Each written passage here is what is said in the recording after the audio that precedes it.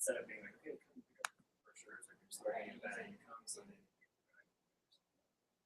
it's not too distracting. Maybe just have like just one. You guys ready? But I like that idea of the quarter cards. Like maybe that's what you do. Yeah, so the national. Yeah. With info about like our do you want to do your thing first? I don't really have much of a thing. Oh. I'm just. Oh yeah, I do. I have to. Would you like to talk present the about results? Yes. What's the name of the video? Oh, okay. I was gonna do it on mine, but yeah, good.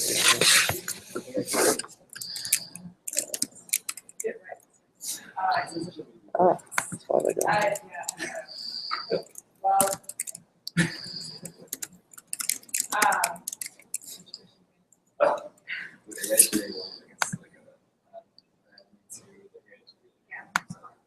Yeah. Cool. Yeah, I don't really know.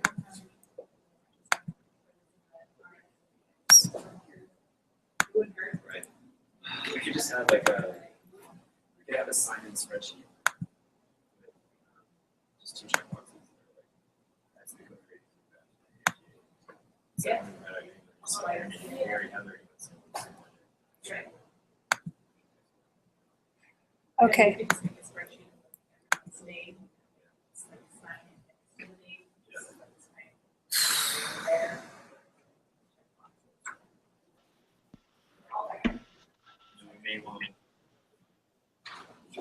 I'm making a sign-in sheet. Okay. You're making a sign-in sheet? Yes, I am. Oh, I didn't know Liz that. asked me to do that. Oh, cool. Okay. So we were just brainstorming around like maybe having some check boxes There will be a checkbox. for listeners. Hi. How's it going?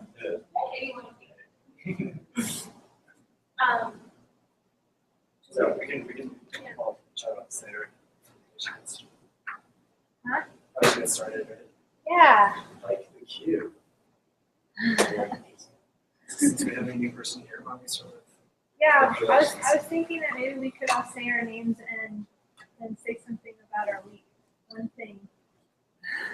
one thing positive. One thing positive about our week. You mean this last week? Yes, this past week. Since last we saw each other. For the people that were at last week's meeting, which was me. I think. Okay. Makes sense. You mean Lizzie? Oh yeah, you guys were here? Yes, we were here. I was here. Okay. You weren't talking to yourself. Okay. Can I go first, since it was my idea? Let's go for it. Okay. I'm Mello. And something from my week, I turned down a book offer. What? Yes, because they didn't want to pay me enough money. So I turned them down. Good job. My name's Charlie. Well, I don't want to say this as a final thing, but after a very long search for a technical co-founder, I had a very good meeting right before this with the guy who runs Hack for Change, and it seemed like there was a lot of interest, so I thought it was for that. Hack for Change. He's located. His name's Raymond Powell. He works over at but I don't know. But it was a good meeting. It was a good meeting. Yeah. I've had many people seem like they're great prospects, and then What is Hacker Change? it's like I think instead of like 7 people, they're all coders, and they do like coding for impact, and like 50% of their portfolio is build, and the rest of it they're doing either like venture stuff or like non-paid. Sort of like cost analysis. Yeah, sort of. Sorry, is there a hashtag? Oh, is it? Do you know that? No. Well, that's, I mean, It was, we didn't make that's up a the bit of a trophy hashtag. space. It's like National Day, so we had the hashtag. Because he just printed out all these materials. It's like hack change. It's like hack change. You guys might have like a trademark that. That sounds like. Well, fortunately, that's not our problem. Sure. My name is Jess Danielle. I don't know what's really sweet. Yeah, I changed my bangs. That was yesterday. Sure, we'll go with that. I'm Liz Halpin. Oh, I had a good meeting as well. It was more like networking. And I finished up the job. So, yay. The bird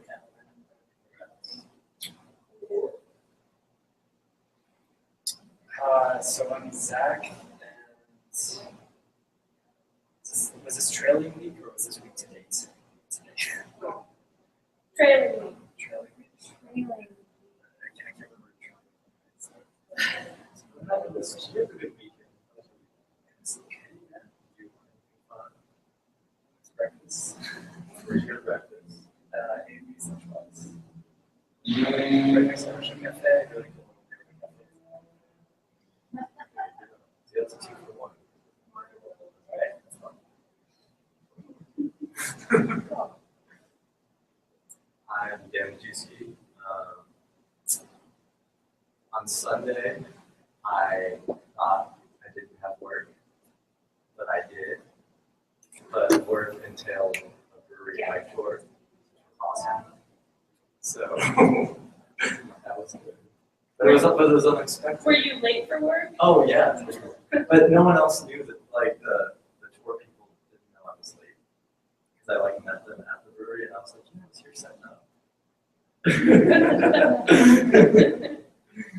So, how'd you hear about it?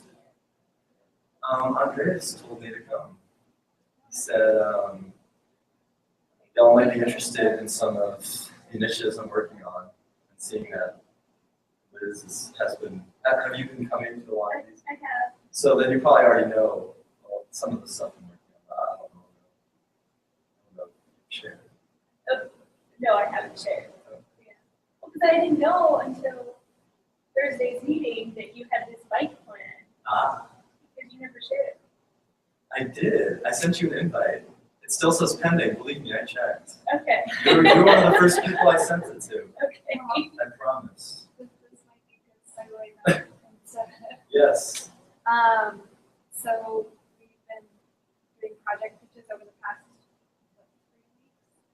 weeks. And so last week, polls opened for voting on their 6 projects. And we opened it up to anyone in the community to vote, which is like a Google form. And we have our results. And so the top 3 of these finalists are going to move into sort of a community assessment phase. So then Charlie, after I talk about it, is going to actually talk about the community assessment phase and what that looks like. Because the last thing that you want to do is build an application that either someone else has built or there's a need for it. So it looks like our top 3 were like the Q, open budget, and Finder. Do you guys see? Yes. Okay.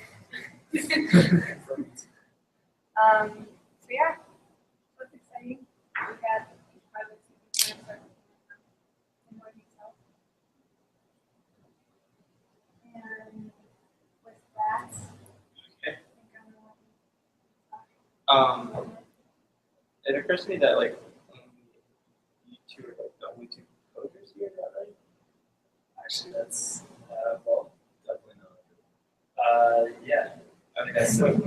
I mean, I'm happy to talk about it. I guess it's like meant for that audience. 'Cause you 2 are like community activists. Yeah.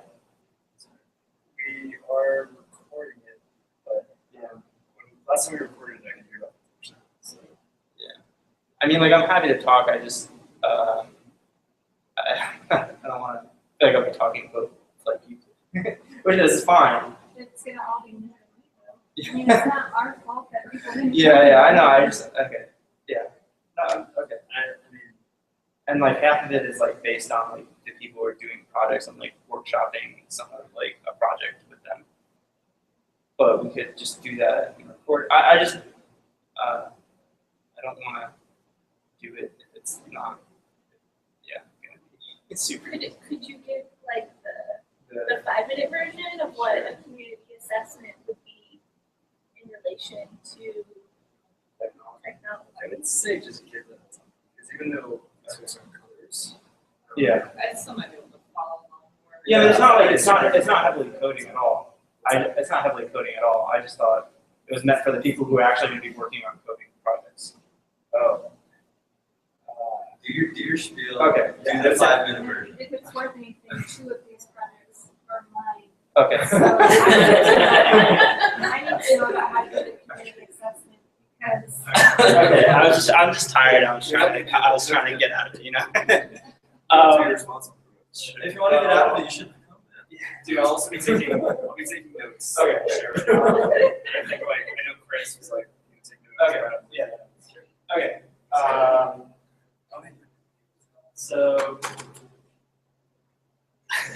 I'm not going to get just the 5 minutes. I'll do the whole thing. So I just sort of wanted to go over what my background is and why I feel like I have some right saying this, but also qualify that in giving this presentation, I do not claim to be an expert how to do community assessment for civic tech, or that what I'm saying is the mainstream thinking on this issue. But what my background is I've been working in what I call the field of civic engagement for the past 5 years. And to me, that means how do we help citizens and community gain control over shaping their own future, whether that's empowering them, helping them connect with each other, providing public goods for them. And the majority of the time that I've done that has been working at the Kennedy Foundation, which researches this question. And a lot of what they do is based on researching different types of organizations that have gone into communities and trying to help them. And one of the things that has happened historically is you'll have a lot of philanthropic or business or other type of people go into communities thinking that they can apply their model, their logic of doing things to the community. So whether that's like, you know, oh, the factory model is the greatest thing for our economy, going in and applying that to community. You know, philanthropy, we need to measure, define specific metrics, and define the needs that are wrong in this community and then solve it. And this has been applied at least for the past 100 years, if not longer, and marginally, arguably, it has hurt in a lot of cases, and if it has helped, it's only been marginal. And my most experience studying that, like throwing money at a problem, I researched the community action programs in war on poverty, and it was just a very significant case of that. So I say this because we're all tech people, and I think, or some of us are tech people, but going into a community and assuming that, like, okay, you know, the startup model has been so successful, and we just need to apply that to communities and build some technologies, and they're going to love it, and then we're going to have this great thing. At best, you get a service that people want to use, but you miss a really good opportunity, which is giving people ownership over what you're building and empowering them and building community at the same time. At worst, you have a bunch of people who you promise to fix a problem, and you end up just spurning them again and dashing hopes, which a lot of people go into communities and promise them things and don't follow through.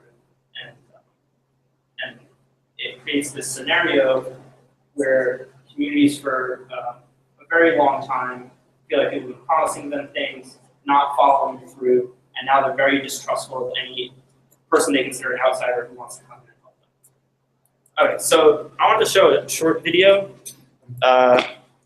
It's a little bit silly, but it sort of explains what I've been talking about. Was it on Chrome? Yeah. Okay. It's called The Parable of the Blobs and Squares. Is the sound on? you gotta pop the volume up. Okay. Oops, daisy. Go ahead and hit that again. Okay. And then. Oh, let go of it. I still don't think that's it. I think it's, Governments like to do stuff. can people hear that? We can't get the sound. Is it on the closed captioning? Do they have code? I don't know. Yeah, they do. Oh, yeah. Let's see. Oh yeah, cool. There you go. Good suggestion. They think they can help and make people better. They're also answerable to the people, and they don't want to be seen to waste their money. And they take this responsibility very seriously. So seriously, in fact, that they count stuff and measure stuff and arrange stuff so they can tell people where their money is being spent. It's really not that easy, and so they have to order the stuff in certain ways. But some things can't be counted, measured, and arranged. Let's call these things the problems. Sometimes the problems don't look like squares. Sometimes the problems involve people. And when problems and people come together, they aren't squarish. They are, well, blobbish. Blobs change and don't like being stacked and arranged and organized. Why government wondered did every time they try to solve a problem, did the problem get worse? Why don't these problems know what's good for them and stay put so that we can fix them? The government.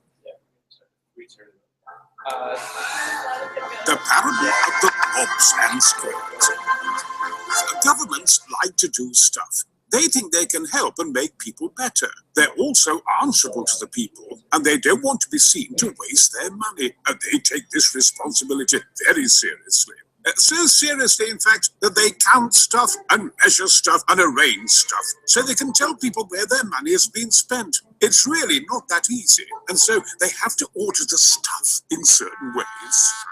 But some things can't be counted, measured, and arranged. Let's call these things the problems. Sometimes the problems don't look like squares. Sometimes the problems involve people. And when problems and people come together, they aren't squarish. They are, well, blobbish. Blobs change and don't like being stacked and arranged and organized. Why government wondered did every time they try to solve a problem, did the problem get worse? Why don't these problems know what's good for them and stay put so that we can fix them? The government said, this isn't working. We don't seem to be able to get to the bottom of this. Who can we get to help us understand the problems better? But because the government is so responsible for how they spend people's money, they needed to find people they were sure they could trust to spend it wisely. They asked some people like them, who look like them and talk like them. And they gave the money to them because they trusted them to manage it, account for it, and spend it in a sensible way. And of course, they looked, well, a bit squarish. This is a big job, said the little squares. We must do our best to succeed. And so they set about developing the tools to do the job, the equipment, the institutional capacity, professional expertise. And they set about understanding the blobs better, because how could they help if they didn't understand the problem? They invested in the process for solving problems, and they invested in the infrastructure for solving problems. But no matter how much the squares tried to reach out into the community and understand the root causes of the problems, they never managed it. They really weren't able to get to where the problems were. They were, well, just too squarish. Oh dear, the government squares said to the little squares, this isn't working. And it wasn't. A gulf still separated the squares from the blobs. It wasn't working because however well they understood the problems simply weren't theirs. And no matter how hard they tried, the problems just wouldn't stand still. We've invested all this money, said the government, created all this expertise, built all this resource, but it still hasn't worked. And so they tried to bridge the gulf by asking the little squares to find blobs they could partner with. And so the little squares invited the blobs that seemed like they had the energy, vitality, and the drive to make a difference to work with them and sit on their boards as representatives. This time, they didn't just experiment on the blobs, they asked the blobs what they wanted and what they thought and how life should be. But this approach made the blob unhappy because it seemed to reinforce the difference even more.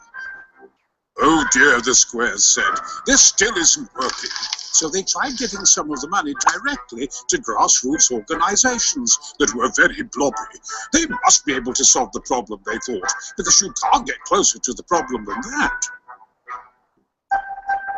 But to be trusted with the money, the blobs had to produce reports, attend training sessions, undertake risk assessments.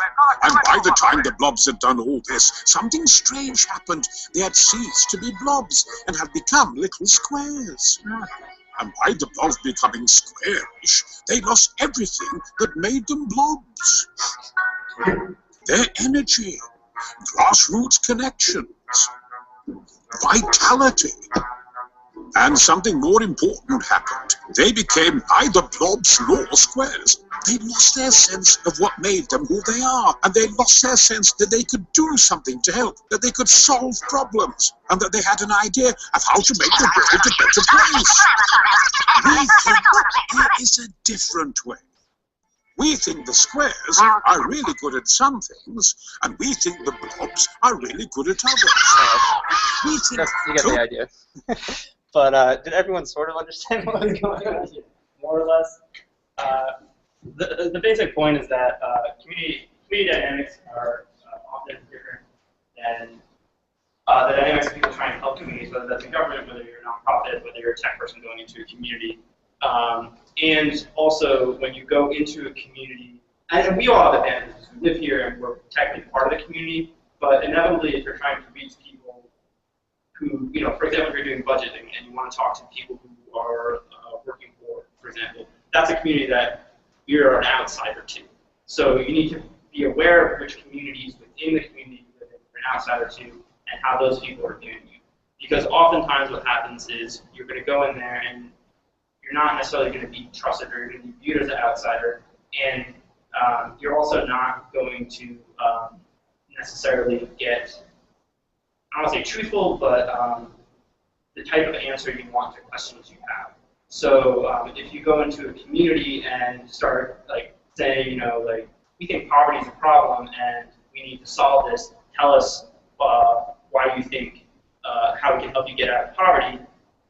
The first thing that's going to happen probably is the person will react saying, like, why are you telling me I'm in poverty? Like, I have a, you know, like, you're making me feel like a piece of shit or something. You know, I mean, that's an exaggeration, but people don't want to be told that, you know, something's wrong with them. And so then when you ask them, they might not give you a fully descriptive answer to help you understand what the root of that problem is. So it's always good, and I should show this video that when we go and do community assessment, it's good to be aware of these dynamics and the fact that you need to build trust with the people you're talking to, and you need to understand the various contextual issues of different groups and what they're working on, and not make assumptions about who you're working with and talking to. So that's my short speech. I might have had some other points. I don't really prepare this very well. Yeah. Oh, and the other thing is just not to like view community members as customers. I think that can be like a really big problem when you're going in with a business mindset or a tech mindset, because that's sort of the MO of a lot of how this work is done. Is like, okay, people need a service, we're just gonna like provide that service to them, and that's it. First, as I said earlier, that sort of loses a big opportunity, which is to empower people and give them ownership of what's going on. And that's like both a moral argument, but also an effective argument, which is that if people don't have ownership of the product you're creating, they're not going to want to use it as much. I mean, it applies less to something like Bike Albuquerque that's like a very service-oriented thing, but if it's like the budget thing, for example, where it really is about, the product itself is about giving people a voice, if they don't feel like they've had input, they're less likely to use it and spread the word about it. So that's just also something to keep. Well, no, I mean, I'd say let's apply the bike stuff. Yeah. Because it's the whole bike community, right? Yeah. Man, bike community. Anyways. Yeah. So yeah, it applies across the board. Right? Yeah. So just don't go in there with a mindset that you're separate from them and they don't need to have a voice. That's harmful. And it's been tried before. It doesn't really work. I don't know. Gerald Ford in the Ford 70s tried to define citizens as customers. It didn't work out. Okay. So what I wanted to do now was to sort of like, I don't know, here, was just like sort of workshop one of these like product ideas and have this be more interactive. So like brainstorming, like, okay, if we're doing this, who do we need to talk to in the community? If we don't know who to talk to in the community, who do we talk to find out who to talk to in the community? For example, if Dan were here and we need to know to talk to about the bike stuff, Dan's the person to know who to talk to about the bike stuff. Maybe. one of the people. And then go through brainstorming questions we want to ask people to get feedback on our ideas, and then also do like a mock interview with community members just to sort of like flesh out and get a feel for what that's going to be like. Do it for Bike PQ. I think I had the most votes. Okay. So how many people voted? It was like 20. Yeah. Was it mostly people that are like part of this? It was about 50 community members, which, you know, arguably are they really community members because it was like someone that we know. Yeah, how did you do outreach? I didn't know anything about the survey until I talked to Eric Rentz more at Creative 505 on Saturday. Right. So, yeah, I mean, this is part of, we're learning the process of how to Community better. outreach. Yeah. And I think, like, Mel and I talked earlier, and we said, like, ideally it would be better to see the assessment piece before this, the voting, like, on all of it. Yeah, but because of where we're at, it might. Yeah, you don't have the capacity to do it. I mean, to go into that process, It doesn't appear that you do at least. Well, it doesn't have to be like a giant thing. I think none of it happens, but you can at least like start talking to people you know, like going to different organizations like once a week or something. Get at least, maybe talk to at least 100 people. If your event is, that'd be that much, like 20 or 40 or 50. That's that. Got 100 people coming this weekend. Yeah. Just send a survey. Yeah. At the creative. So. And that's also why, like, that's been a lot of our efforts. So. Yes, that's part of why it was like, well, we want to do projects, let's do pitches, and it was not thought about nearly as much as it could have been. It wasn't until after I talked to Charlie. So we need to kind of mix up the life cycle of how we're approaching content. Well, so for the creative-thon this weekend, are you going to try to work on some of these things, or No, that's separate? It's separate. it's a very different. It's just the idea of, since we are continuing with like going from this we're going to go to the States, an opportunity to some of that work.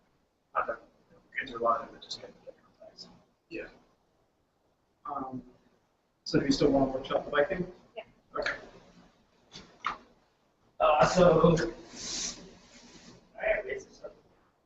Yep. There's an eraser right there, so. Am I like the big one? It's just behind you. Yes. You know, unless you had eyes in the back here. Yeah. Shucks.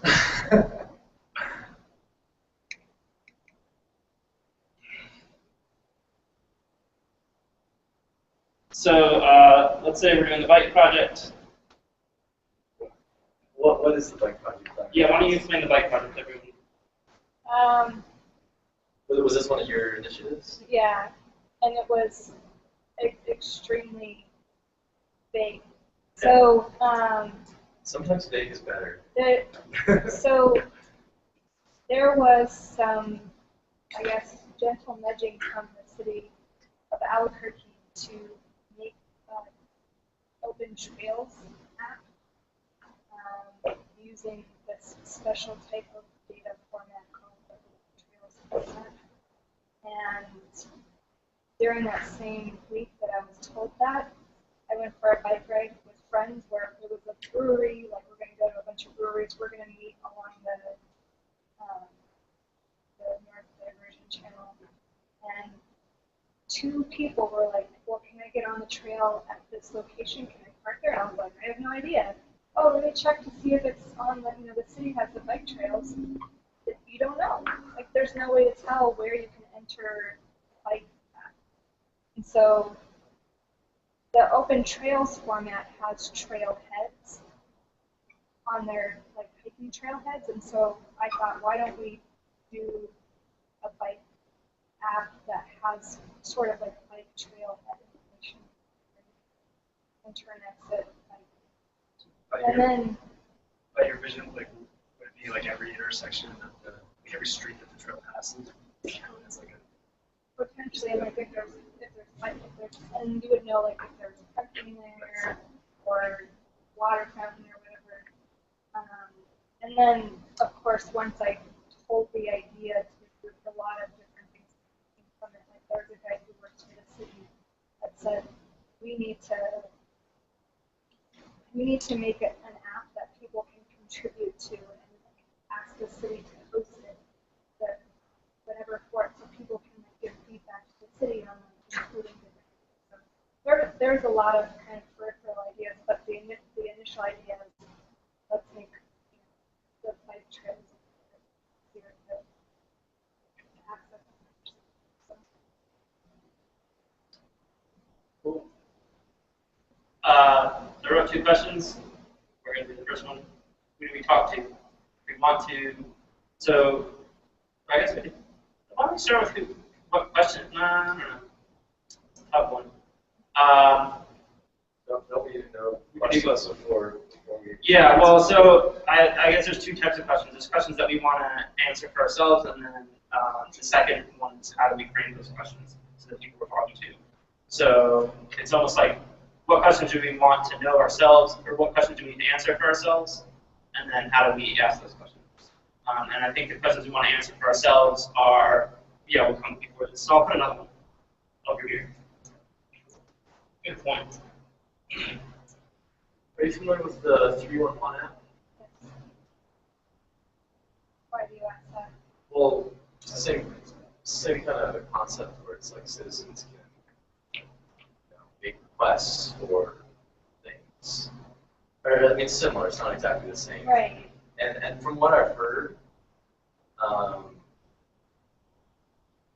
mean, and this happens a lot, right? Where it's like the city's like, we want this thing, but like we don't want to manage it because like we don't have the capacity to.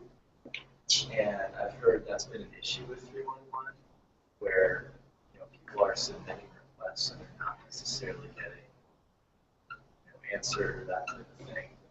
Now, I don't know how much you know about it, or if you've heard that feedback from others as well. So have you used the 311 app? I have it on my phone, but I have not actually used it. I've used it, and like That makes the user sense. interface is awful. Right. But I mean, it's the idea that the one guy pitched of like, well, we should get, I don't remember exactly what he said, but it was like something like get the city to host something that people can contribute. So some more cities in the city get like track data as far as.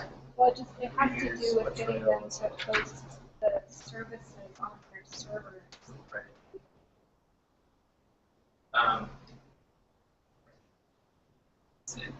Just on 311 like my request, but answer immediately like the results of next submission of the part, trash or stuff. So sort of like they responded to your request. Yeah, like responded, but didn't actually address it. On one hand, and on the other hand, you very easy to find like I was like, oh, what are the other issues in my neighborhood? And like 2 years ago, somebody put trash on the sidewalk.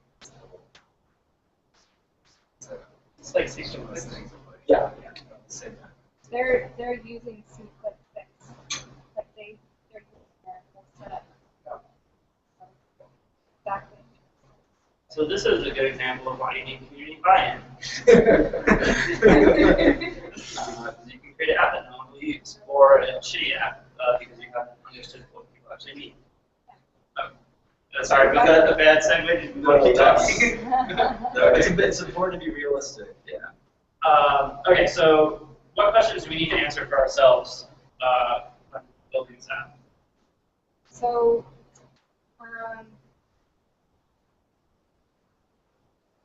there's some tech-related questions of like what we want the app to do. Or are we going? So that's a tech. But do you want to say something? Well, yeah, scope. There's a. It can get really out of hand. The So what features do we want the app to have? Yeah.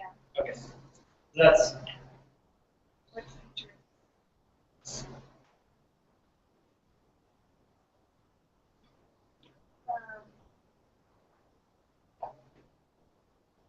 Yeah, like from what you're saying, it sounded like the focus initially was around like multi-use trails. So I mean, I guess my question would be like, is that the scope, or should it be looking at all bike facilities and how they relate to each other? so by scope you mean how is that the same question as features, or is it more like the geographic area, or the amount of users we want, or the types of users we want? I think it is. I think it kind of is the same question. Okay. Because like depending on what you're looking at, because when it comes to bike infrastructure, like different people are using different facilities in different ways. So yeah, I guess what I would say is they each need to be addressed in a different way. So if you're just looking at multi-use trails, I mean, I was actually talking about like, it's just that it was to take the same idea yeah. that you would for a multi-use trail and apply it to If you say multi-use trails, Like the paved trails that don't have any cars. right? It would also be like How many units? bike boulevards. Yeah, or like like lanes. yeah, all that. Yeah. so not, it's not like So like you know where a bike lane starts and where a bike lane ends, and like you need to cut through There's the a- neighborhood to get to another bike lane. There's a printed map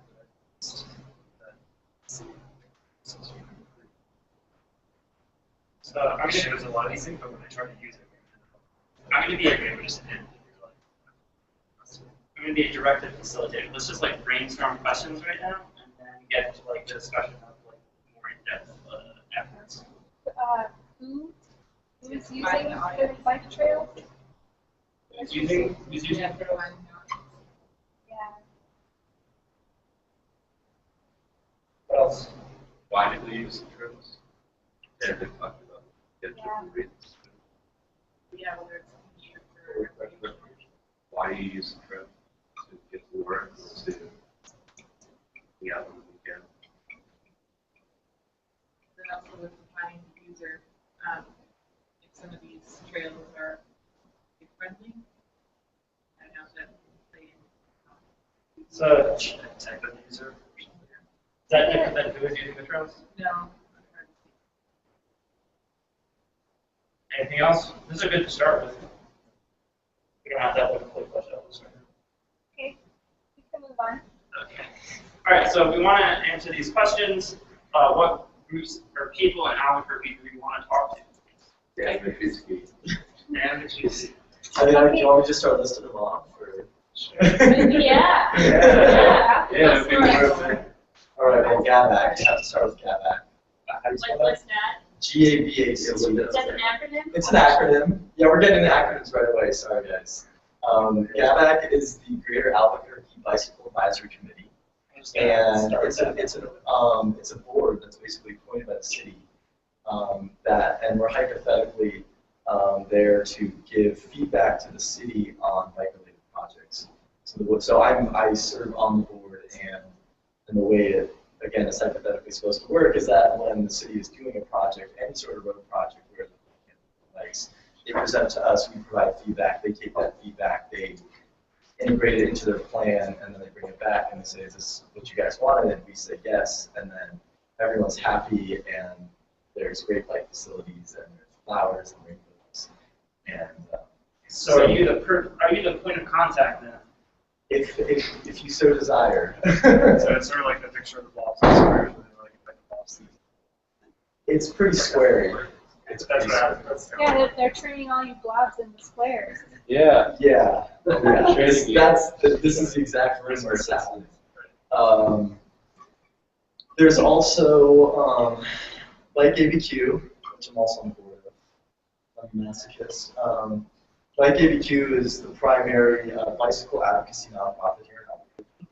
Our stated goals are to improve cycling, improve infrastructure, advocate for better infrastructure, better enforcement, all those tips. There's like, I don't know, there's like 5 E's in bicycling. Like engineering, enforcement, education, get the idea. But, so. Can I stop you for a second? Sure. I think Dan's making this too easy for us, because he already knows all the questions, and we're not going to know this for everything. So I want to stop you for a second and let you continue on. But what would we do if Dan weren't here? How would we go about finding the groups we need to talk to? So I did know about biking. Okay. And so the person that I would ask about that was the person who told us about it. Okay. And that would be Paul with the city. Okay. So. Because they meet somewhere near City Hall. Talk to the city. Yeah. Like KPQ doesn't meet anywhere near City Hall. They don't? No, we meet at the Trek store on the Mall in San Mateo. Bike stores. How about that? Bike stores. Bike shops, not bike stores. Bike shops. Bike retailers. Is there a bicycle education nonprofit in Albuquerque? I know there's one in Tucson. Oh, like Bicus? Yeah. I wish we had a Bicus, but what we do have is Esperanza. Yeah. And Esperanza is amazing. So that's under City of Albuquerque Parks and Rec. So you talk to either Chuck or Hugh or. It's like a community bike. Yeah, totally. So you can go in there and rent tools just like Bicus, but it's city run, so they have more of a limited scope. Okay. So you make your space for the bicycle.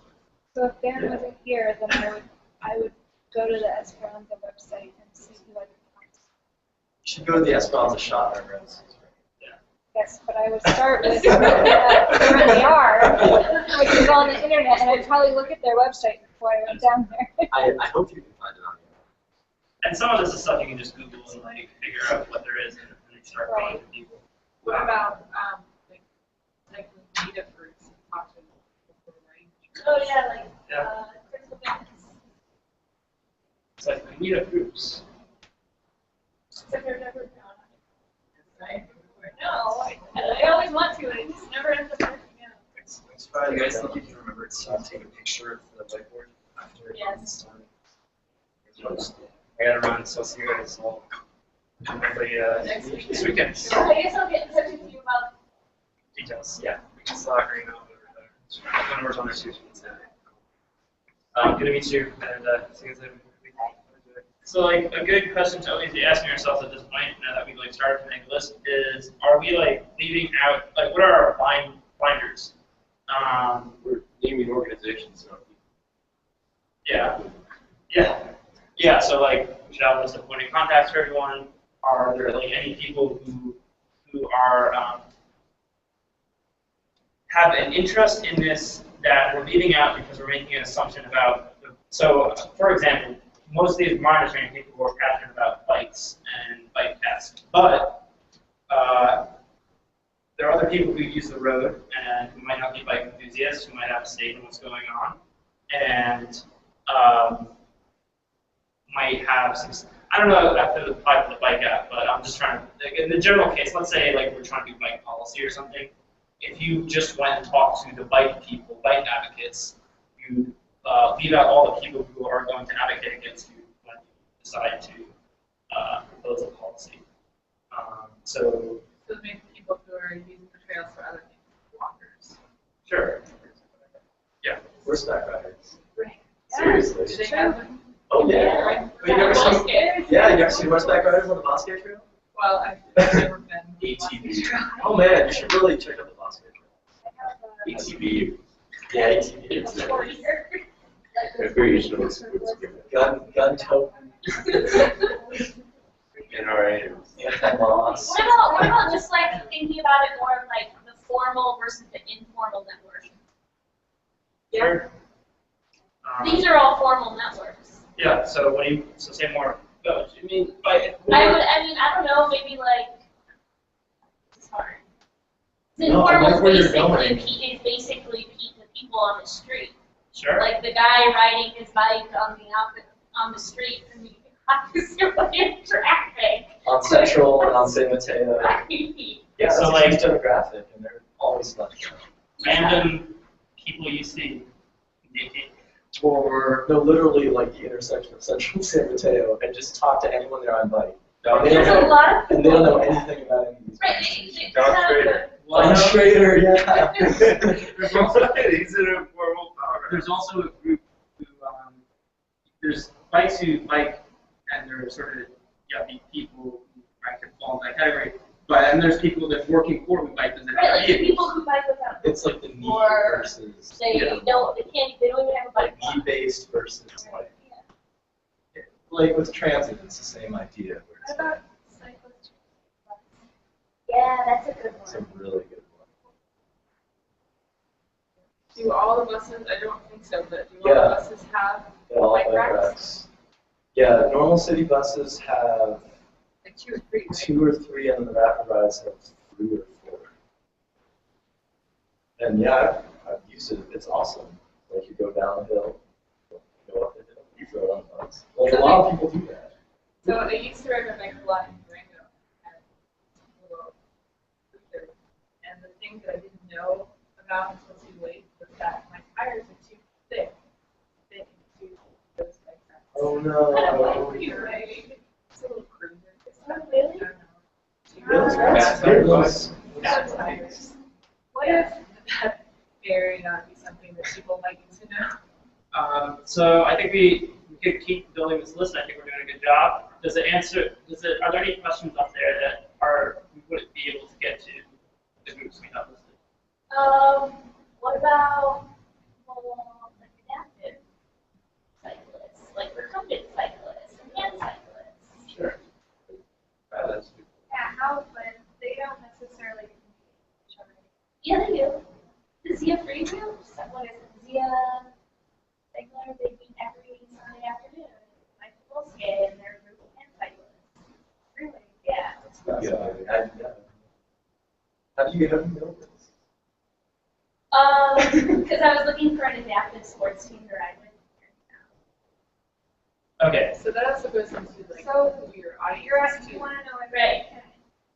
if there are questions over there that we wouldn't be able to answer. Yeah. I mean, I guess my assumption is I think we got most of them covered. I mean, we probably would get partial answers. There's probably still some stuff missing, but we'll at least be able to get a base idea from most of them. Okay. Talk to the bike share people. Bike share. Yeah. Valerie, Mr. Scott. Millennial groups. Okay. I don't have more space. I'll type it out. Okay. Just like bike share. Okay. Because that is Bike kind share. of a Yeah. special thing. Bike Yeah. share. Yeah, really Like Stu. it's super new. Yeah. And it has the Building potential to momentum. attract like much Yeah. broader demographics. Yeah. Other than DC, they're pretty. Yeah, the DC one's amazing. On the bike share side. Well, Yeah. it's a different conversation. Yeah. Okay. So how do we ask the questions we want to these groups? So, for example, if you went to one of these groups and said, what features do you want in our app? You're going to get a lot of bad answers because they don't really know what you mean by feature and, or just like what you mean by app. So the question then becomes like, how do we translate the questions that we need to be answered into language that is understandable and makes sense, and also hopefully empowers the people, like giving them a sense of like, oh, like yeah, like I'm giving good input, and then this person's gonna follow up with me and tell me how to do it. So how about, do you plan like trips? Okay. Asking them that question, is that kind of? Yeah.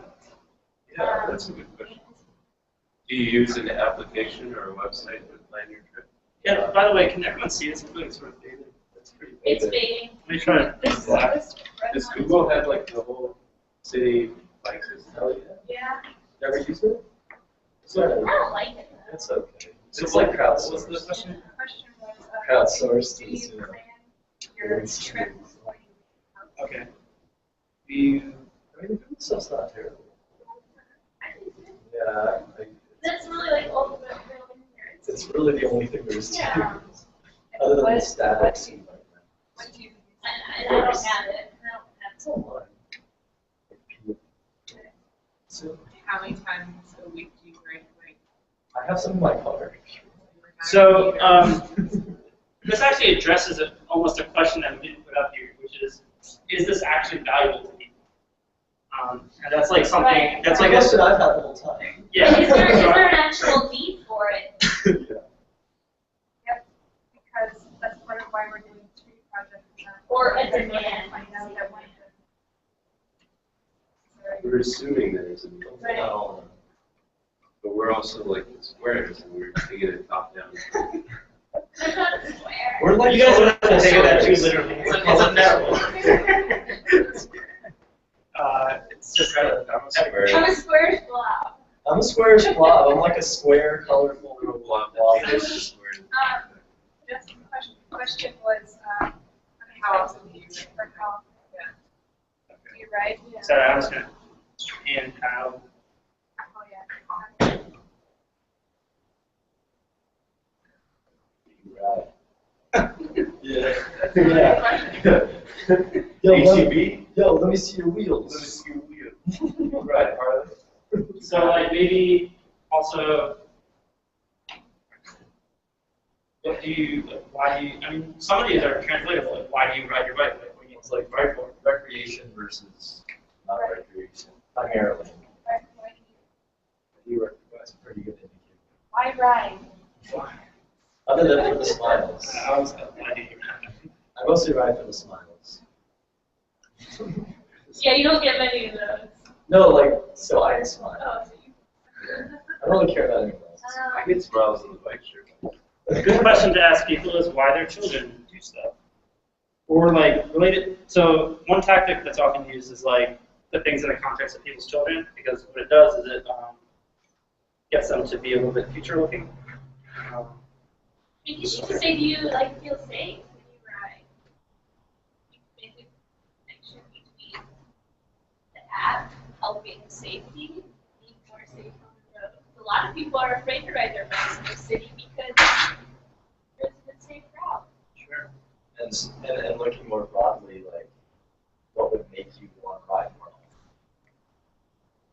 Safety is definitely one of those. But probably got a whole lot of those. What about like the confusion, also confusion of how to find bike routes and which bike routes are safe? So, How easy is it to find a good bike route? Yeah. Yeah. Totally. Because it's not easy. I don't ride my bike, I feel like. Yeah. I think that should probably fall under how do you plan your trip, but I think asking people, the people that do plan their trips or don't plan their trips that have used the paper map version and all of the what about this map? Like, what is it about the Google maps that makes it? I mean, the Google Maps are like on your phone. What is it about it that you don't like? Okay. What don't you like about what you currently do? I like that. Because Dan and Liz were thinking about why it's crowdsourced. Well, Google's Why is not, it a pain in the Google's not on the ground. You know? Google doesn't know the hills. Google, Exactly. It's like, oh, this is like a 2-mile ride, and then you're like, Right. it takes you 25 minutes because it's a terrible hill. Well, like Google doesn't know that like trash day on lead is terrible. Right. I'm serious. So let's But what about that too? Like, as far as like a date point, like, what do you not like about your commute or your ride? What's the biggest annoyance? You don't want to ask about their specific route because then you just start getting silly. so maybe like a positive thing is could be like what could make your biking better? What can make it more beautiful? Well, yeah, I mean that's what I was saying. Like, what are the barriers? You know? Other than safety, like safe is one aspect of it. Looking more broadly, like What ways could you make it more effective? yeah, what are the barriers? Why don't you ride? Why don't you ride every day? Why are you only riding 2 days a week? How would you make your current planning system more efficient? I think I need like a personal air conditioner right now. Yeah, this time of year. I think they have those handlebar hands. Yeah, I've seen them. add some water. Yeah, you can squirt the water, yeah. Yeah, you would. So, What can make you run it? yeah, we probably picked two easy. Well, so we still haven't really addressed, well, we've sort of maybe gotten at it, but we don't really have a great idea. We might not get anything about features out of this. We could, and we couldn't. So the barriers might give us some ideas, but something you probably want to do is have like an idea of like which features you at least, and you can, this is like an iterative thing, but like which features you think are going to be helpful, and base some of your questions off of that. So like, is our feature like, I don't know, what are some of the features you're thinking? So the one was entry point to some of the like a trail. Trailheads. Yeah, like a trailhead. So, And what facilities are at that trailhead? So is there water? And parking, do you mean vehicle parking or do you mean like chain of places? so the two questions then are, would it be helpful to know what facilities are going to be at the entry to a bike path, where it is, and is it useful enough to you that you'd actually go onto an app and then do it? Because someone might say it's useful, or like, oh, that's great, but they never actually use it. Those are different questions. So like, what their level of desire or something like that is. So then another feature idea that I have is topographic, so elevation information. It's extreme, like, I mean, for me it's very accessible. I know that I can, like, 5 minutes have elevation information for the city and know, like, put it on the map, but I don't know if that's necessarily something. Yeah, I would say yes. It seems like most of the apps are geared towards so don't use the word topography ever. And when you're talking to somebody, you use it in like technical terms, but like that's not the question you want to ask. Elevation gauge? Yeah. So like, yeah, most people probably understand elevation gauge. Yeah. How much? What if you could, like, if you're really planning your route, you could do like a route simulation, street view.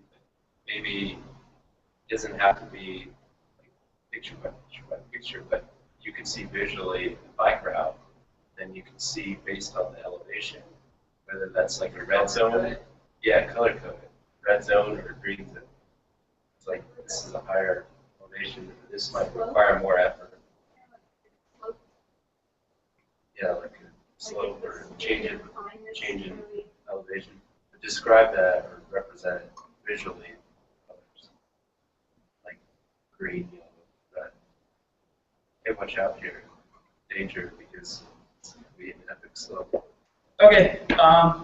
So we're at 6 o'clock. Do we want to like do like a role play? Like Nella's interviewing us as community members, and we can give her feedback. I don't know. Or we can just end here. We do. I'm down to do some Role play. Okay. Are we gonna play ourselves, or are we gonna Are you play gonna not me know other people? what questions to ask? You're on your own. I'm on my own. Okay. You can play Andres. Where do the hot people like? Where do the hot That's people like? that's what I would ask. Is this helpful to you, by the way? I've Yes, it never done this before. What's It's such about extremely your commute? helpful.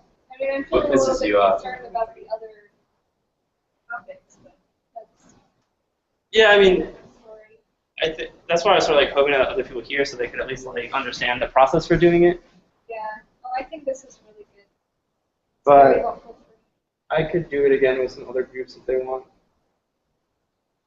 Well, even, I mean, I feel like I could duplicate this process. I would. Yeah, it's not like super hard.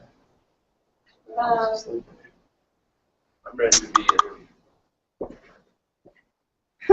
Down on the biking. The bike tier.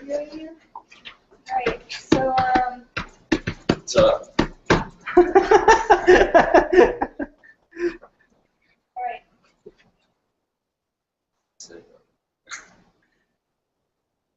So pretend like you're actually meeting them too. Like, don't just start asking them questions. I mean, like, you know, like if this is your first time meeting someone, go from there. Sweet life. Hey. Hey, what's up? Okay, hey, What's so up, Ray? I wanted to ask you a question about like, By the way, Chris says he's having a hard time hearing you. I'm just reading the slides because like, I heard that that's what's going on. Oh, are we still recording? yeah. Cool. I like to ride. Oh, this is all being Brad posted recorded? something. That's awesome. Good idea. Brad posted a thing about elevation charts for bike runners. This is your bike, right? Yes. Oh, yeah. It's pretty sweet. So now that I've interrupted. So, What's up? What do you want to ask me about bicycling? Because I like to ride. yeah, what'd you like today? What path did you pick? It's a boss game every day, all the way.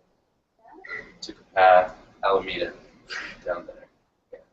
Where'd you start? Started at the top of tram line, just real down. Wow. That's impressive. Nice Thanks. calves. So, how did you get ready for that? Did you just, is it a lot, or? I feel up to feel adventurous. I go on the weekends. So this isn't a daily Oh no, it's a long trail. Big excursion down Alameda. And Alameda's dangerous to get down by the river. Like, what makes it dangerous? Why do you think it's dangerous? Is I'll ride up on the sidewalks where I'm looking for a bike path. So if I'm not on the bike path, I'm just on the street. There's no bike path. Yeah, all the time. And then people get annoyed at me and start like yelling. Not moving out of the way. Actually, question, Yeah. not for you. Shoot. Are there laws here against cyclists riding on sidewalks? I do it all the fucking time. We're not That doesn't mean asking that it's if legal. you're right. Alright. Do it now? I don't know. So I know like in different places, there are very specific bike laws that you have to follow, like, that you have to have lights, you have to have helmets, especially at night. There's designated spots in the sidewalks you can ride. I'm from Colorado, but I was actually thinking. Wow, yeah, those are both like. There was like a really funny like New York City video where the guy was trying to like follow all the bike rules and he was just like crashing Oh into yeah, cars. the camera on his bike. So I believe the laws. So enforcement, no one enforces shit. Like APD doesn't even have enough cops to like answer actual calls. For, you know. Anyways, and that is relevant.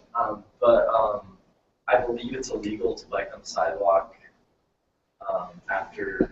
I think if you're under the age of like 16 or something, you can, and then after that you can't. And then regarding helmets as well, it's the same kind of thing. Kids are required to wear helmets, adults are not required. Lights, I don't know. They don't. Well, it's not super dark here because we live in the city. You know, when I was living in You're Europe. gonna get pretty dark. Well, it gets into the morning where you're biking. Yeah, I mean, like the trails don't have any lights. Like they're super sketchy at night, actually. That could be other information that you can add too, of like, okay, what, Street light poles where they are relative to paths? that, but also like our bike paths split. Our Yeah, lit your bike roads. paths are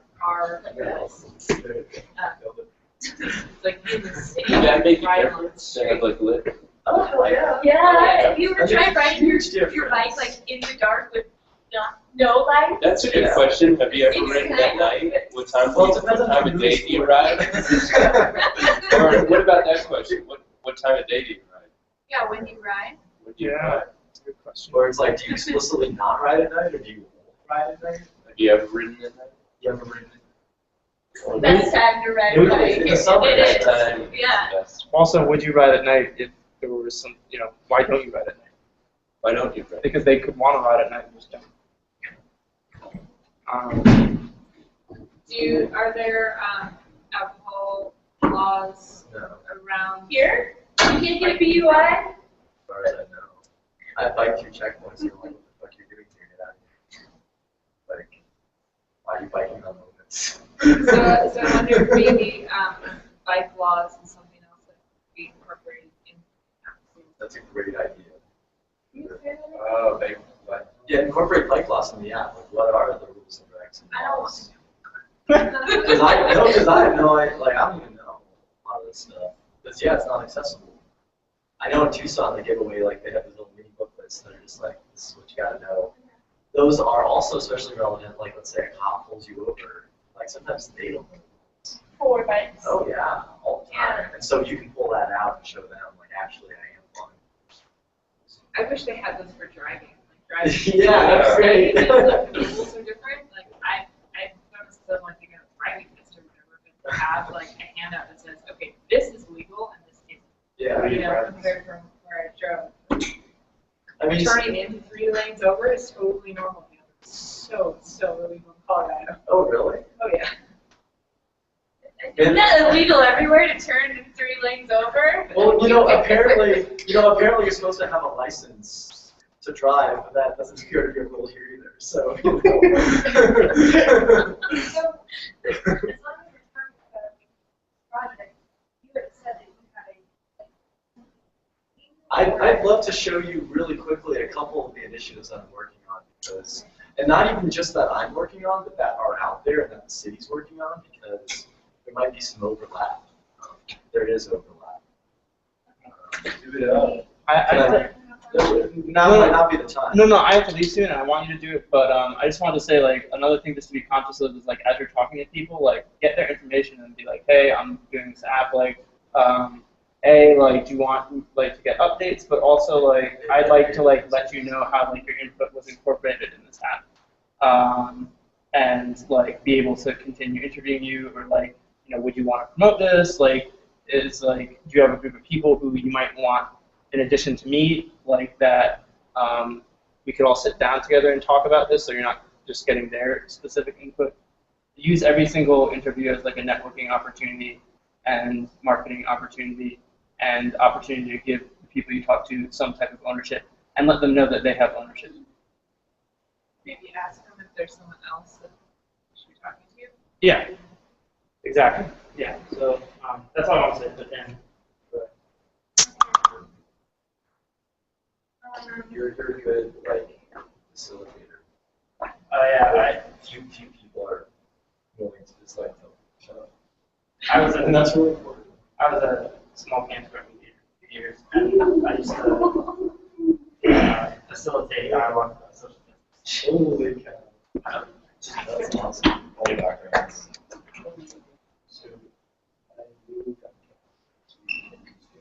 Wow. It's just Facebook, pretty much. Everything's on the Facebook. Yeah, you can. Rounds the Trails. I love Rounds the Trails. Wait, were you looking at that? Is this your computer? Yes, this is me. And you can hop on it. I'll just let you drive. There is also Yeah, the screen is so clear. I'm a little jelly.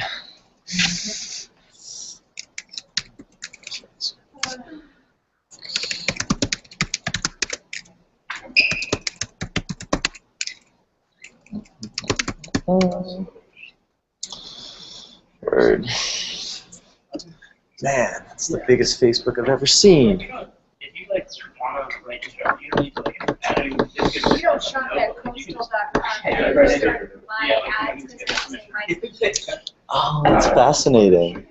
That's so interesting how that all works. Facebook is filthy. Yes. Yeah. Word. So, I'll wait for him to finish talking. Yeah. Write an introduction email or do whatever. That's what it is. Well, I don't know. Andreas has seen all this stuff, I guess. But, I haven't. yeah, no, I'm saying like, they can talk. Anyways. So yeah, Ciclovia. Have you heard of Ciclovia? I have. Cool. So this is kind of like my main baby. This is an event that I put together last year along with a lot of other people. Val Hermanson at the Mid-Region Council of Governments is kind of my co-leader on this. The concept behind it is you close off streets for a few hours on a Sunday to cars, and then you then open them up to the community. Streets are our largest public space, but they're primarily used to move as many automobiles as quickly as possible, especially out here in the Southwest. So the idea, it's kind of like threefold: health and wellness, the idea of getting people to walk, to bike safely out in the streets. It's a very powerful idea, so fighting obesity epidemics, chronic disease, it's a really big part of it. Economic development is also a really huge part of it. So ideally, you strategically locate the route where there's small local businesses. In this case, there are a lot of civic amenities, so a lot of the museums were along this route, and some local businesses as well. And then the third one, I don't know what the third one is. I gotta like polish my elevator speech. It's been like a year. So we did this back in September. Yeah. We did this back in September. We got around 5,000 people. This year we're looking to double it to about 10,000 people. The route we're looking at this year is going to be going through downtown. So we're looking at connecting the Rail Yards Market basically to Civic Plaza. So this is the route from last year. We don't have a pretty map of this year yet because we're still working out some permitting kinks with the city. But the idea is on Civic Plaza, we're partnering with an organization that's going to have art, music, a lot of programming. Rail Yards Market, of course, they already have everything they do. So it'd be kind of this festival route. It'd be about a mile long, connecting those two assets. It's something that the mayor's office is really into because it's like connecting Innovate to the rail yards. It's connecting downtown to Bareilles. So it's a really powerful idea. And anyways, I just want you all to know about it. It's not necessarily tech specific, but this was made by Elizabeth Arnold. She's an awesome graphic designer. She did all of our graphics. She wasn't cheap, but she was worth every penny. Let me see if there's any of the other stuff on here. But yeah, this is our Facebook page. Like us if you want to see more info about it. We also wrote a report about the event last year to kind of give an idea of like the whole process that we went through, what worked, what didn't. This is a screenshot from our drone video. So we were able to get a drone to fly through the route, and we'll be using that video for our crowdfunding campaign video this time around. So that's Ciclovia. So each of these things will get more relevant over time. The other thing that I've recently started working on, I don't know if you're familiar with the concept of guerrilla wayfinding. The idea is you take there's a lot of places that are walkable and bikeable, but they're not because there's no signage. This is something that we've discussed today, where it's like you're on a trail and you're like, where the hell am I? Like you've been on the Diversion Channel Trail, you've experienced that, The idea with guerrilla wayfinding is you print out signs and zip time the poles just as a community. And so a project that I've put together, it's called the 3M Bike Boulevard. Basically, it parallels Constitution and it would connect Uptown to UNM. And so I've kind of like built this brand around it. I drew up a little logo, I made a Facebook page, and it's gotten a lot of momentum and attention. There's a lot of people that are interested in actually implementing this through the guerrilla wayfinding method. So, we would be basically printing out signs, zip tying them to poles, just kind of doing it as citizens. We've already been contacted by the news about it, so it's on people's radar and people are excited about it. So it's that whole idea of it's like civic tech, right? Where it's like cities are doing all this cool stuff. They don't really know how to. Yeah, there's an example sign, and there's actually a sign generator online where you can make these signs super easily.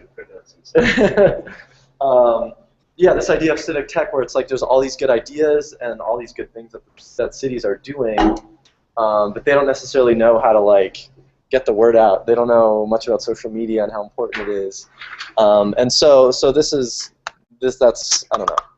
This is something I'm working on. But something that's really relevant to this that is data-driven. Are y'all familiar with Strava at all? Have you heard of Strava? I've heard of Strava.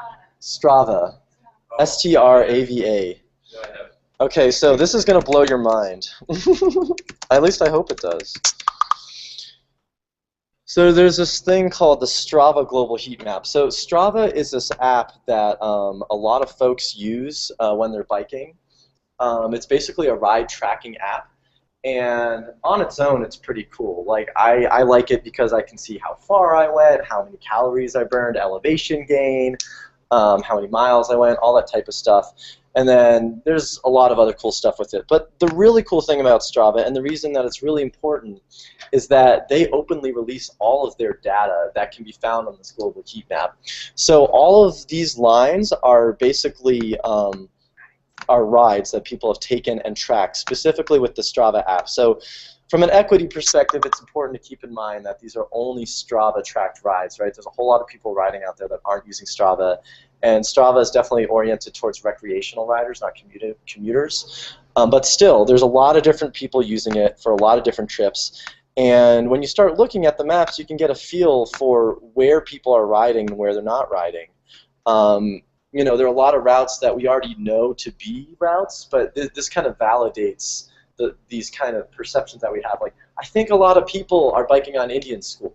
Well, sure enough, a lot of people are biking on Indian School. So what's really cool about this is that the Mid-Region Council of Governments is actually going to be buying up this data and basically analyzing it and using it as a way to, you know, implement infrastructure and to fix our streets.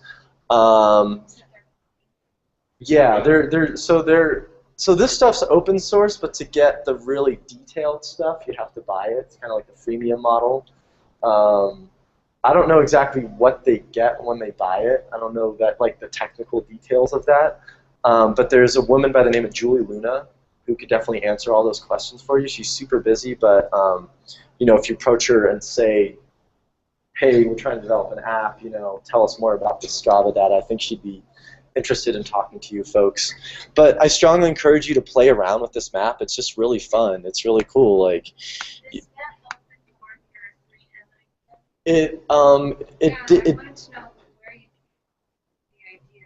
yeah, so yes and no. I didn't actually use this to develop the 3M idea, but I was just looking at it today, and a lot of people are using this route that I've proposed, or like parallel routes that are very proximate. The main reason I decided to do this was because of the Fair Heights Bike Boulevard. So there's a neighborhood association. I don't even know if there's a map of it anywhere. I have a map of it. It's like, if I want maps of things, I have to make them myself. But there's this neighborhood association that, it's the Fair Heights neighborhood. They're right over here, and they're just doing a lot of awesome stuff. They're trying to brand their neighborhood, and they came up with this plan, like, you know, we want a bike boulevard. Like, Silver's cool and all, but we want a way to get from our neighborhood to Nob Hill. And so they came up with this concept that basically connects Uptown to Nob Hill, to Silver. So this specific bike boulevard plan is already, it's set in stone per se. It's in the recently passed bike master plan. The city just passed a big comprehensive bike master plan a week or two ago. You should look at it, I guess. Not to say that it's easy or fun to look at. Like, I didn't even make it all the way through it, which says a lot, I guess. But there's some good graphics in there, though. Just look at it for the graphics, I suppose. So I kind of took this, and I'm like, I wanted to kind of expand on it. I'm trying to help them get momentum and get this implemented. And so if you look at the 3M Bike Boulevard, it takes a lot of this existing route. And so basically the big picture is, looking at this whole thing, the toughest crossing is right here, Mountain and San Mateo. And that's on the 3M plan, and it's also on the Fair Heights plan. So they overlap. in that very critical juncture. So one of the many goals of the 3 on Bike Boulevard is to help get political and community support and to apply pressure to do some sort of enhanced crossing here. Regarding San Pedro, they're in the process of restriping it, and they're going to be adding bike lanes in this segment, narrowing the road. So this crossing will be pretty good as is, but this one needs the most help.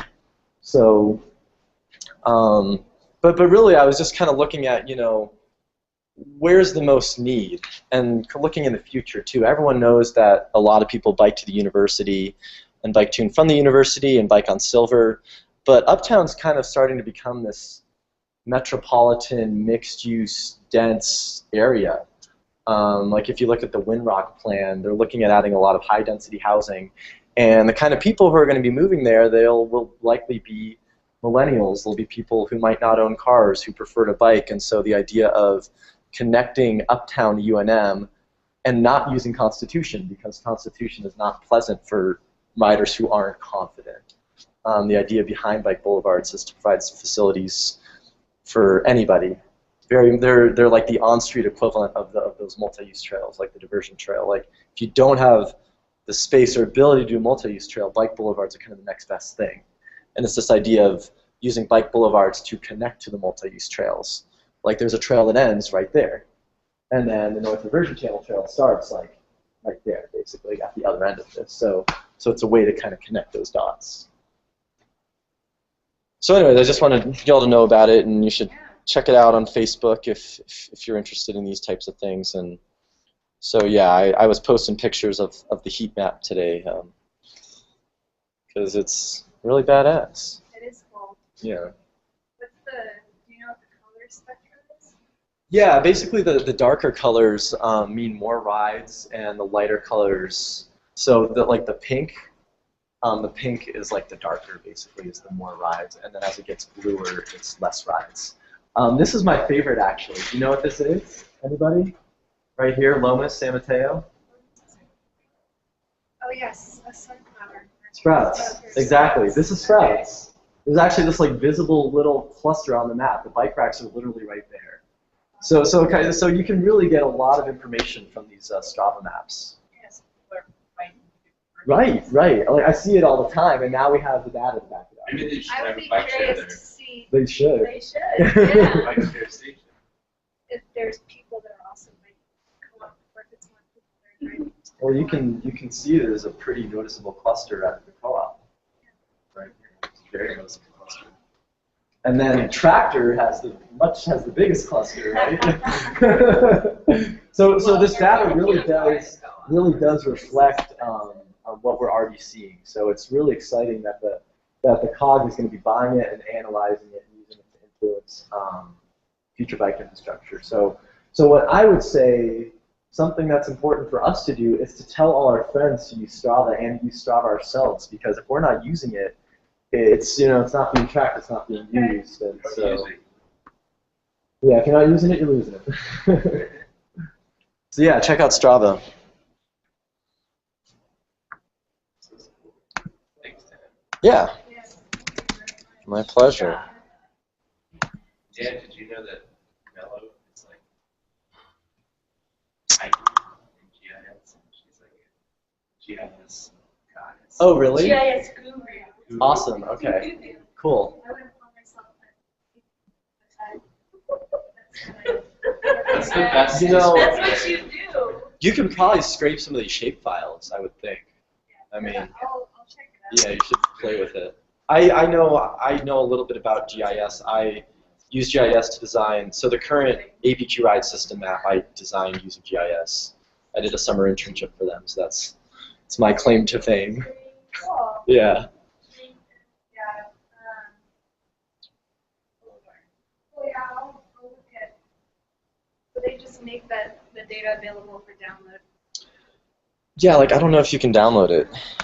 They make it available to view. Can you right click on that? Oh wait. That's like Here, seeping deeper insights and analysis. So, yeah, this would be where you could inquire, I guess. GIS. Yeah, there you go. Oh yeah, it looks like free of charge. Yeah, So yeah, it looks like yes, you can play with it. And, but yeah, it's just. I mean, so you're also a map nerd, so you understand how badass this is. I'm like a total map geek. Yeah. Oh, this one's great. This is Tasty Tuesdays at Hyder Park. That's what this is. You can really you can get so much where are other clusters? Right? You can really see in real time. Yeah, right. Like what's over here? What's going on? Marvel's right there. Do you see Marvel? I see Marvel. It's on First Street, Northern Yeah, Division. that's Marvel, right? That massive cluster. Right? It's incredible. It's so cool. I love this too because. Isn't it great? Yeah, let's look at some other breweries. Have you heard of this game called Ingress? I've heard of it. Yes. Okay, so Ingress is cool because. Yeah. Basically, This all is the public Canteen. art This is La is Cumbre. Public art places This are is mapped, and Nexus. people can interact by This is REI. This is all the people going to REI right here. I'm serious. What is this right here?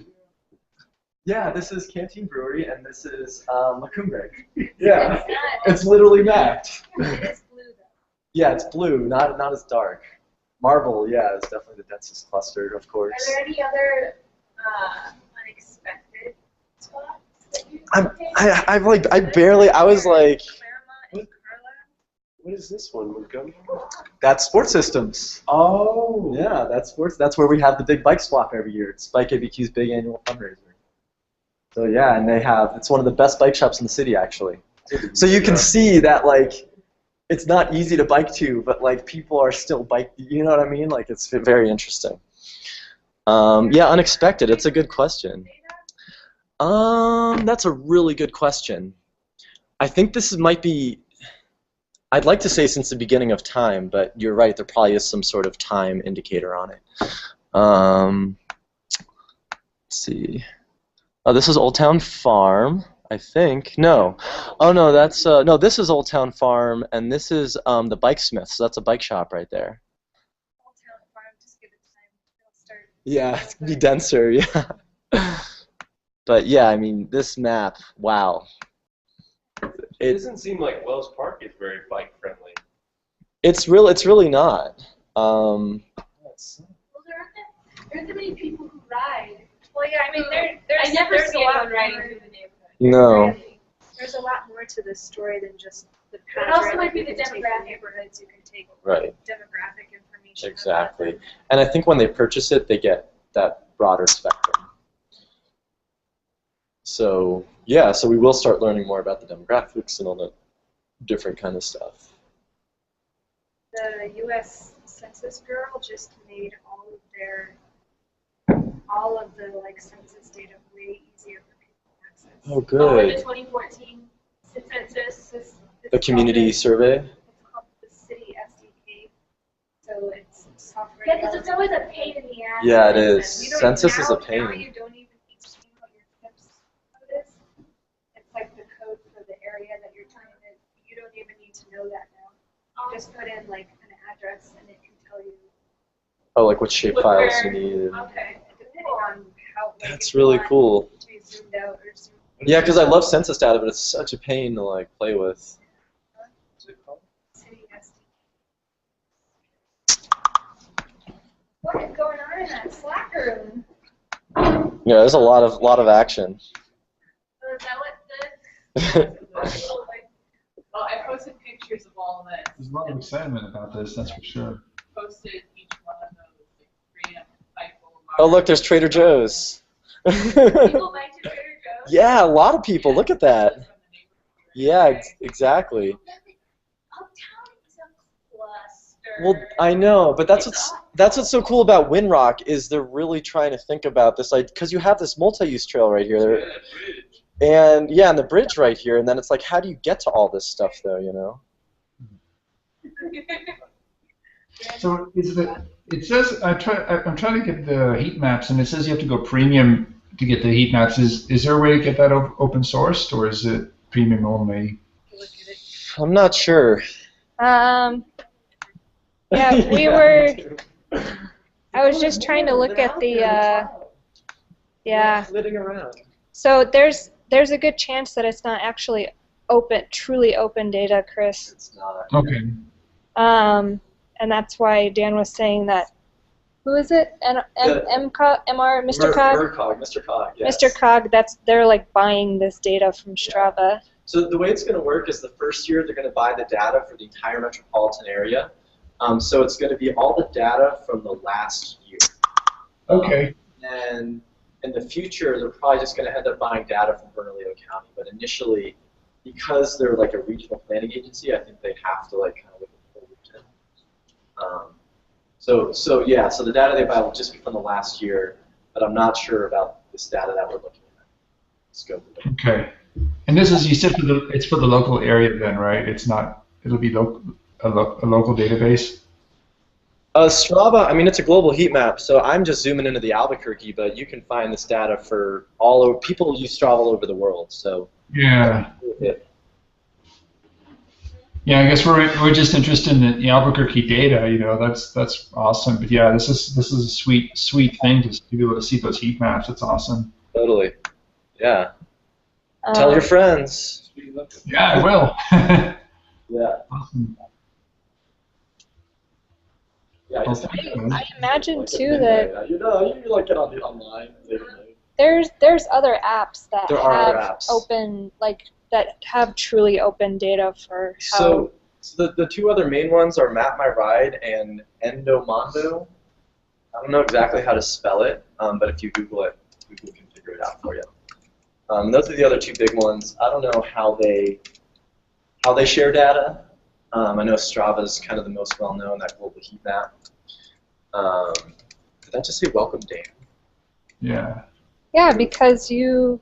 So sketch. Wait. Because I'm logged into right. Facebook. I'm logged yeah. into Facebook, that's why. Yes. Endomondo. Yeah. Free your endorphins. There you go. Yeah, so most of these apps are running and biking apps. Yeah, So- use Map My Run. Yeah, so that's the same thing. That's Map My Ride. Okay. Well, I think we got a lot of things A to lot work of things with. to think about. But it's very nice to meet all of you. Yeah. I think I'm gonna end the meeting, Chris. Okay. Very nice. Oh, I don't even know if Chris is there. Hey man, thanks for inviting me. I always like hanging out at Fat Pipe. I always feel so wealthy.